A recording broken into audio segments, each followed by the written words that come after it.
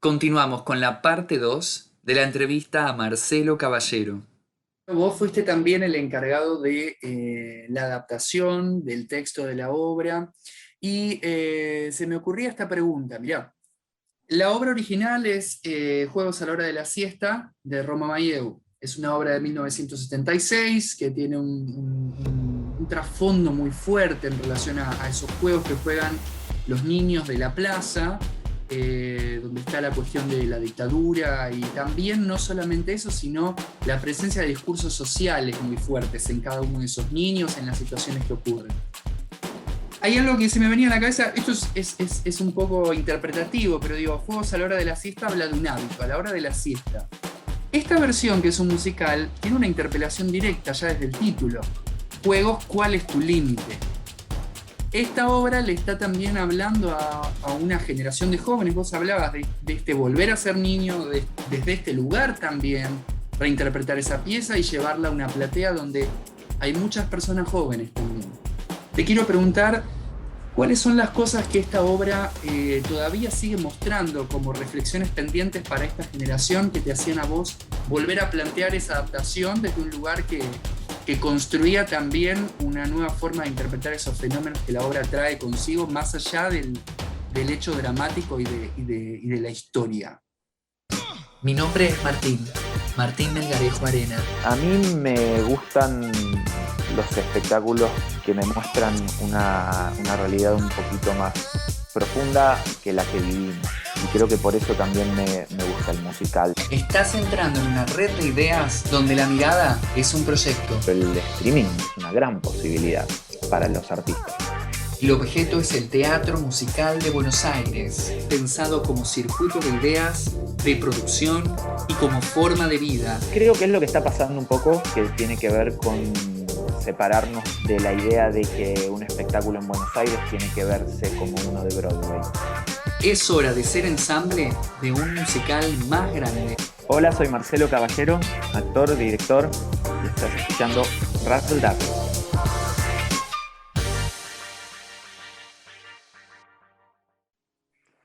Es lindo que traigas la pregunta con la mención del título, porque el título original de la obra tiene que ver con que a la hora de la siesta los adultos duermen, pero los niños no. Entonces todo lo que esos adultos no ven es lo que la obra está contando. Y lo que nosotros hicimos al cambiarle el título, primero porque era una versión musical y también remitía a algo más infantil y había una comunicación. La obra tiene un comunicado importante para el adulto también, entonces queríamos separarnos un poco del prejuicio que podía llegar a traer ese título. Entonces empezamos a pensar cómo sostener esa idea también, pero desaniñándola para la comunicación. Y ahí aparece la idea del límite, que es lo que se pierde mientras los adultos duermen. Pero esos adultos están muy implicados en esa pérdida del límite, porque la obra habla de eso, la obra habla de lo que todos los niños ven y que los adultos no se dan cuenta que están viendo, o no se quieren dar cuenta, o asumen que el niño no llega a entenderlo, lo que está viviendo.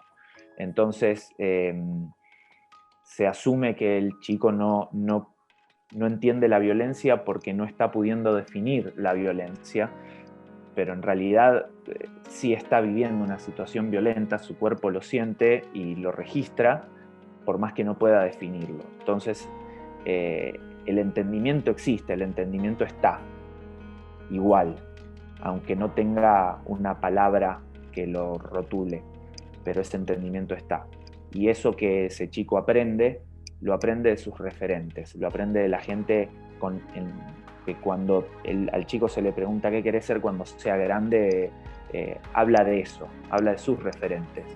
Entonces empieza a tratar de acercarse a ser eso que es su máximo héroe, que en muchos casos es mamá, papá, un abuelo, un tío, un hermano. Y muchas veces el comportamiento de esos héroes no es el que ese chico necesita aprender o no tiene los cuidados necesarios para esa persona que lo está mirando con ese grado de observación. Y ese chico se lleva esas características a su vida y las aplica con sus vínculos y las aplica muchas veces sin la mirada de un adulto, y las repite y las vuelve a repetir. Por eso los personajes, creo que en esta obra empiezan siendo muy niños, pero a lo largo de la obra esa edad que uno le puede llegar a imprimir a ese comportamiento se va desdibujando y va desapareciendo, y los vas viendo cada vez más grandes y más adultos y cometiendo atrocidades sin juzgarlas, porque las entendieron como correctas, porque es lo que hace su héroe. Y de esa manera esos comportamientos se siguen sosteniendo una y otra vez, y eso es lo que habla la obra. ¿Cuál es el límite? ¿Cuál es el límite para esos chicos? Quiero pensar algo con vos, con respecto a Lo quiero ya.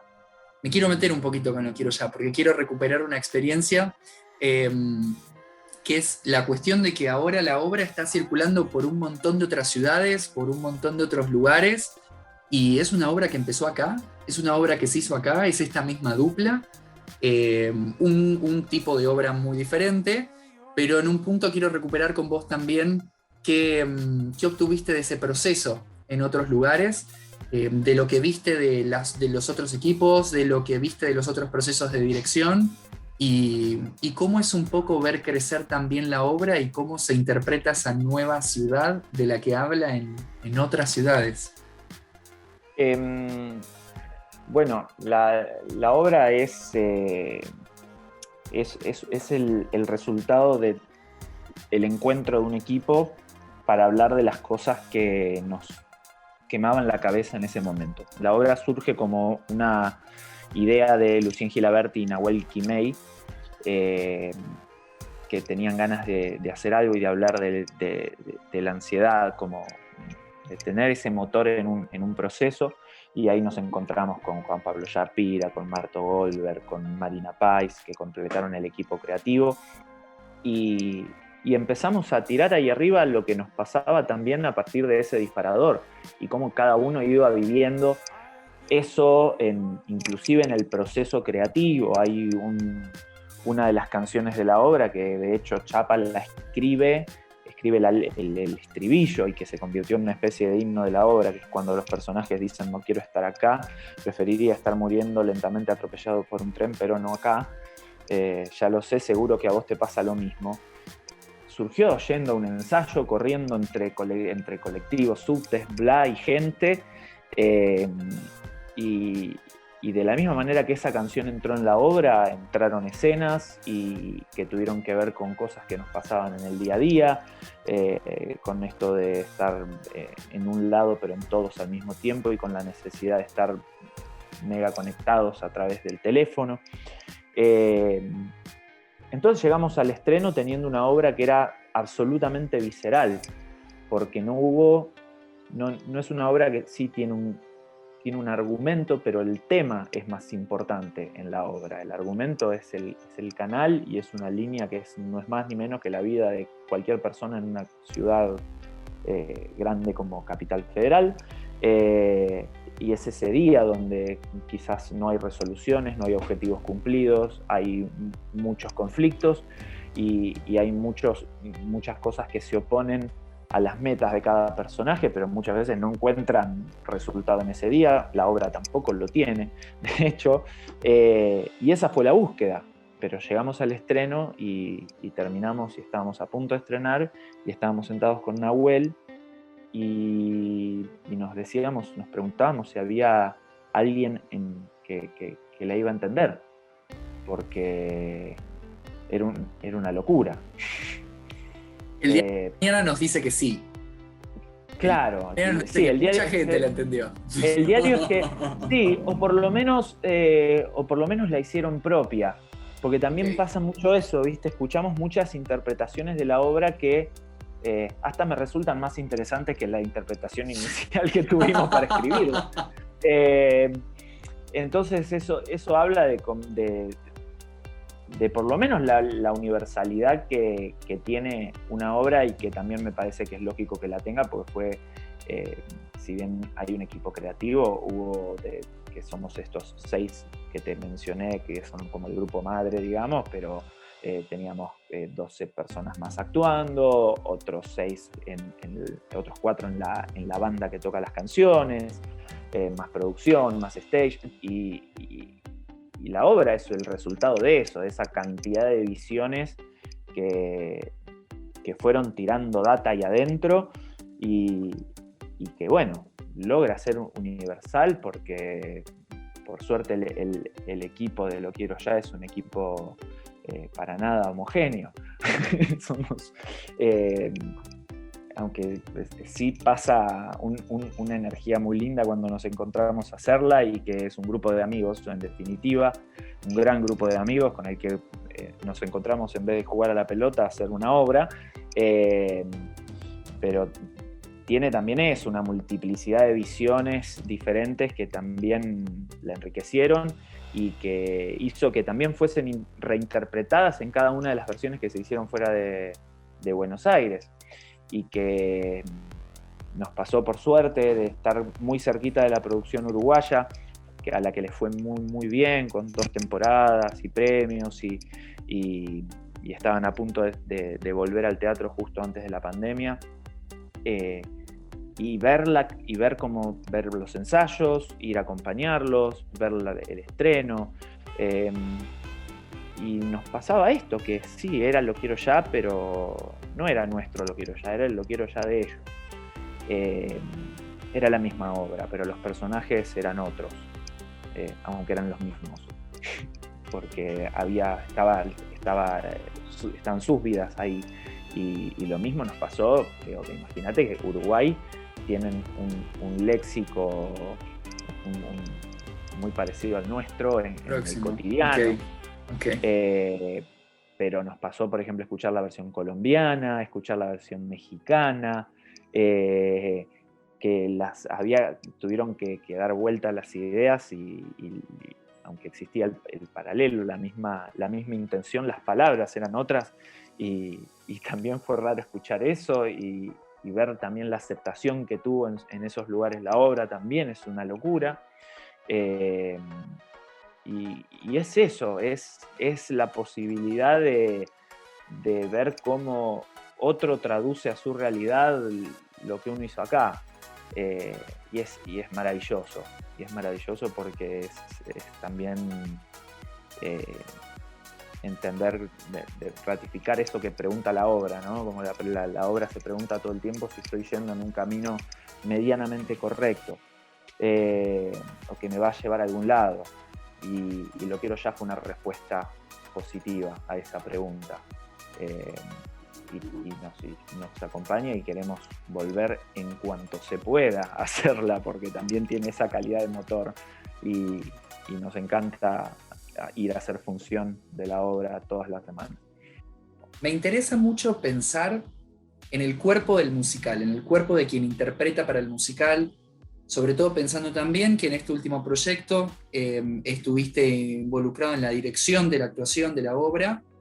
Me interesa mucho preguntarte por lo que te motiva en juegos, en Lo Quiero Ya, que son incluso perfiles diferentes, a construir con esa persona que interpreta el personaje.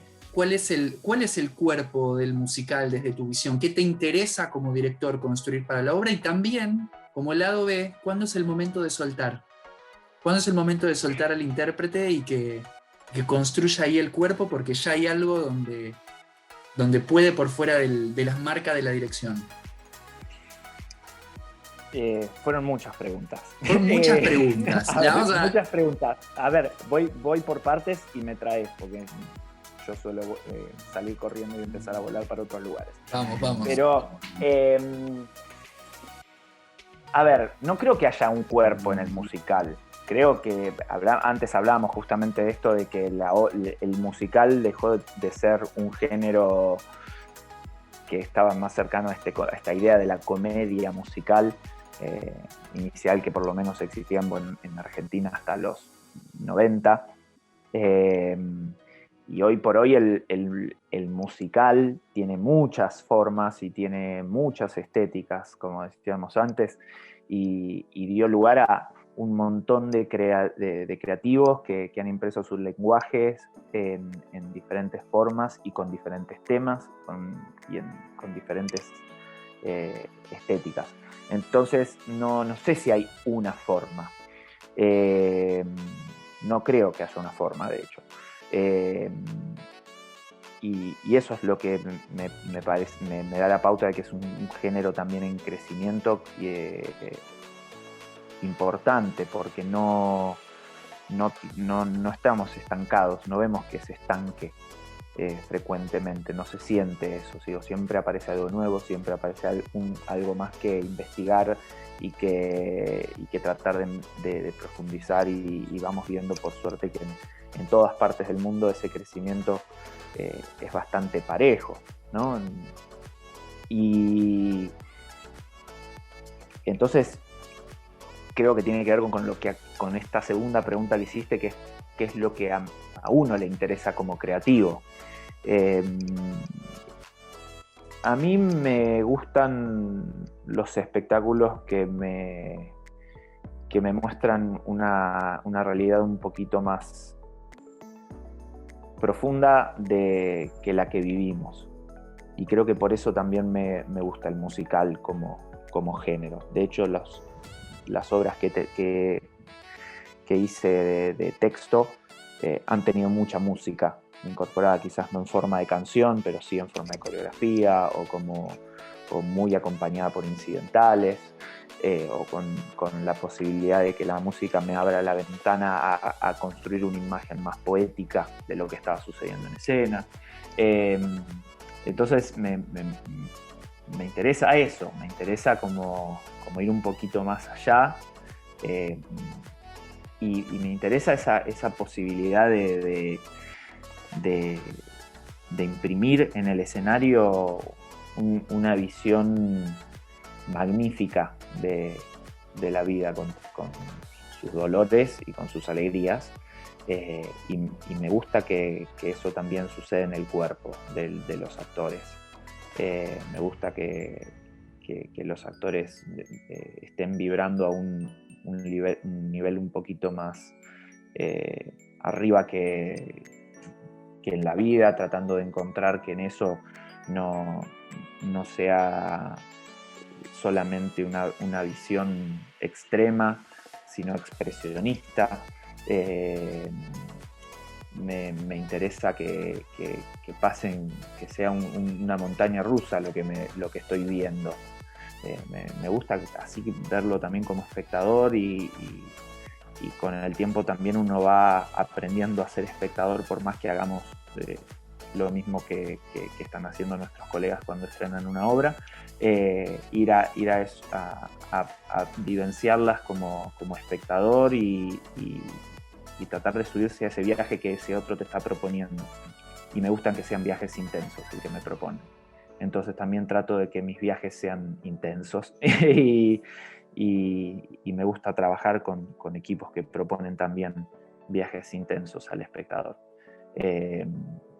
Y si encima en todo eso podemos abrir preguntas, generarnos aún más contradicciones y encontrar menos respuestas, me resulta mucho más interesante. Y estaba esta última de las 200 preguntas que hice, que era la del momento de soltar, cuando en ese proceso acompaño, creo con la persona que interpreta, y en un momento puedo también soltar el proceso y ya le pertenece. ¿Eso es así? ¿Cómo lo ves? Te lo puedo contestar desde mi visión más personal, o puedo ser políticamente correcto. Supongo que te va a interesar más lo personal, y la respuesta a eso es nunca. Nunca. Nunca. Nunca, porque creo que ni la creación de la obra es un trabajo mío por más que dirija o escriba, ni creo que la creación del personaje es solamente del actor. Creo que es un trabajo en conjunto e inclusive entre los actores entre sí. Creo que todos en un proceso creativo aportamos a la construcción de cada una de las partes. Un actor que no sabe llevar bien un vestuario no va a hacer que ese vestuario se luzca. Y lo mismo pasa al revés. Y lo mismo pasa entre actores. Lo mismo creo que pasa también que los actores tienen que poder ayudarse con sus decisiones a que el otro personaje se potencie, porque en definitiva potencia el propio. Entonces, de la misma manera que pienso eso, también te digo que no me gusta soltar a los actores, me gusta acompañarlos, a veces más en silencio, a veces más presente, pero eso también lo va diciendo el proceso, y en lo posible trato de no faltar a una sola función, porque necesito estar ahí, necesito vivir esto para poder seguir devolviéndole al actor esa compañía que necesita para el resto de las funciones, sea la cantidad que sea. Bien, te hago una más. Estaba pensando, desde hace un tiempo estamos viendo mucha producción. Empezó a aparecer la propuesta de un Senatem, empezó a aparecer la propuesta de una Bienal de Arte Joven, con una categoría que autonomiza la creación de teatro musical y convoca a obras originales, y no me parece menor el hecho de que venga una propuesta estatal. Además aparece Acróbasis, que es un proyecto de Pedro Velázquez, con quien también hablamos, donde se pueden proponer obras que no solamente son de musical, pero también tienen espacio en musical para crear acá. Están tus laboratorios, Marcelo. Me interesa también recuperar eso, la creación original de obra musical. Todos estos espacios están confluyendo a una inquietud que evidentemente existe para desarrollar más y más musical hecho acá por personas de todos lados, pero en conversación con nuestra cultura. Te quiero preguntar sobre eso dos cosas. Nuevamente, muchas preguntas al mismo tiempo. Esta me aventuro. ¿Qué desafíos el musical ya ganó? ¿Qué desafíos el musical de Buenos Aires, el musical que se puede hacer acá o en Argentina, ya tiene más o menos ganados? Y también, ¿qué desafíos o replanteos tiene pendientes, sobre todo en este momento? Ganó historia, ganó una profesionalización, ganó un lugar, ganó intérpretes que pueden formarse en un solo espacio, en varias áreas, y eso también los hace más efectivos para cada una de las cosas, de las áreas artísticas que exige un musical. Ganó reconocimiento. Por suerte perdió esta idea de ser un género menor, o la va perdiendo cada vez más. Creo que eso es lo que el saldo positivo es innumerable. Hoy por hoy el musical es uno de los géneros más importantes de nuestra cartelera porteña, y por suerte también se está federalizando esa idea también, ¿viste? Cada vez aparece, bueno, en Rosario ya hace mucho tiempo que el musical tiene un lugar, en Córdoba, en Mendoza, y también llega a ciudades muy chiquititas que quizás solamente habían escuchado de eso, o tenían un espacio dentro de una escuela que les permitía investigar eso del musical. Por suerte también, como vos decís, todos estos concursos son posibilidades para que el que no hacía teatro musical pueda mirar el musical como una posibilidad para desarrollarse, y también ingrese a ese mundo que por ahí no le es ajeno, pero le es desconocido, y que no había algo que lo hiciese acercarse antes. Entonces, es eso, es la posibilidad, es como... es todo eso lo que nos hace, como te decía, ver un saldo positivo en el recorrido de un género tan joven. Y lo que le falta, no sé si hay, creo que es lo que está pasando un poco, que tiene que ver con separarnos de la idea de que un espectáculo en Buenos Aires tiene que verse como uno de Broadway. Creo que hay muchos autores hoy y directores y creativos que están trabajando en proyectos que surgen acá y hablan de cosas que nos importan acá, y espero que también en algún momento podamos contar esas mismas obras que se hacen en Nueva York y en Londres a partir de una mirada propia, argentina, donde hablemos de estos mismos problemas y que están innegablemente bien escritos y que tienen las mejores canciones de la historia del teatro musical dentro de su partitura, pero estaría bueno que las podamos contar desde acá sin tener que copiar puestas de afuera, sin tener que tratar de llegar a las mismas conclusiones que llegaron otros creativos con caminos muy diferentes y con realidades muy diferentes.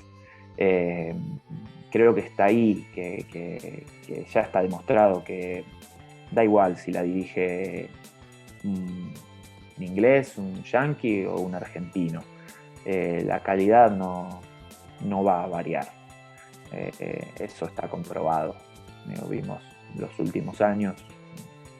Ponele que en la década, en el 2000, el principio, el 2000-2005, que fue como la época en donde tuvimos Chicago Miserables, Bella Dama, La Tiendita del Horror, que era como una Broadway latinoamericana, Calle Corrientes, que la mayoría de los directores que dirigían esas obras eran ingleses, eran estadounidenses, eran repositores, digamos. Ellos tampoco estaban dando una visión propia de la obra, sino que estaban trayendo la visión que otro había tenido en algún momento sobre esa obra y que no es la misma que seguramente vas a tener vos, que voy a tener yo, que va a tener cualquier artista que forme parte de ese elenco.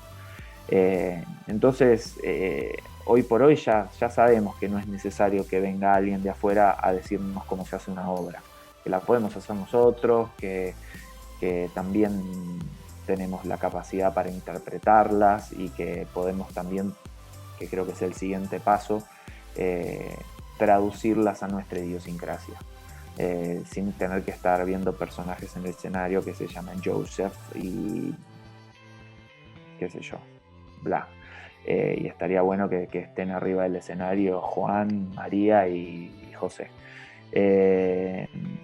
Y me parece que ese es el próximo paso, que las obras también hablan de nosotros por más que vengamos de Sudamérica, y que también nos merecemos empatizar más con esos que están arriba del escenario. Marcelo, estoy muy contento de haber podido charlar con vos hoy. Te agradezco muchísimo, la verdad es que fue muy valioso para mí en lo personal, seguramente también para las personas que nos están escuchando, y quiero de verdad agradecerte muchísimo por esta oportunidad. No sé si hay algo más que nos quieras contar o nos quieras decir. Nada, agradecido de poder compartir este momento de frenar y de charlar un poquito del teatro y de lo que nos ocupa y de intercambiar sobre todo. Que si algo es el musical es colaboración, y que está buenísimo que existan estos espacios para que lo repensemos juntos y que podamos seguir haciendo cosas por este género que es el que nos ocupa y el que amamos. Muchas gracias, Marcelo. Gracias a vos.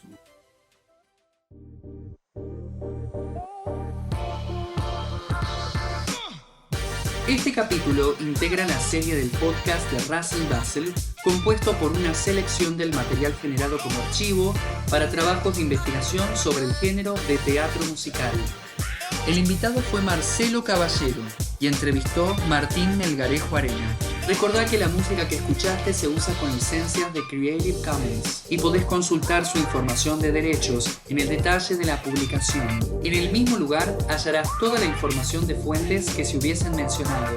Por cualquier duda, recordá que podés escribirme a rasldaslargentina@gmail.com. Te espero en el próximo capítulo y muchas gracias.